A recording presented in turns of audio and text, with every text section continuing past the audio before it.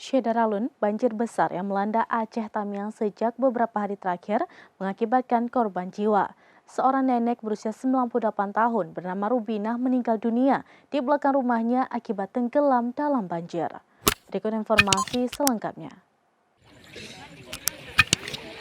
Syedaralun, banjir besar yang melanda Aceh Tamiang sejak beberapa hari lalu menelan korban jiwa.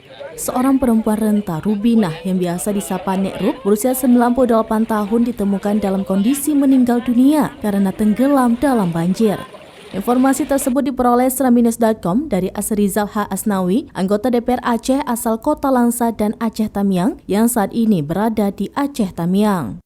Dalam pesan WhatsApp kepada seraminus.com pada Senin 7 November 2022, Asrizal mengatakan Nek Rubinah ditemukan meninggal dunia setelah tenggelam di rumahnya di Desa Matang Ara Jawa, Kecamatan Manyak Payet, Kabupaten Aceh Tamiang.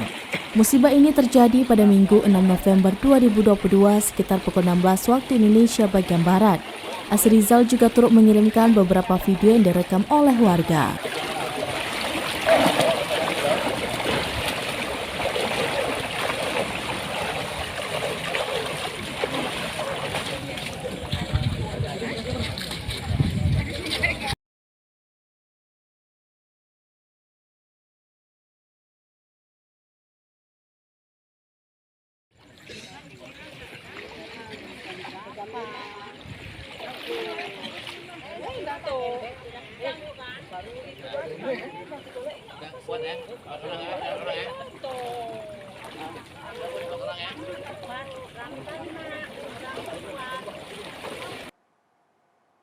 Demikian informasi terkini, Syedaralun saksikan terus beragam informasi terkini dan menarik lainnya di kanal YouTube Serambi On TV dan juga Facebook seraminus.com.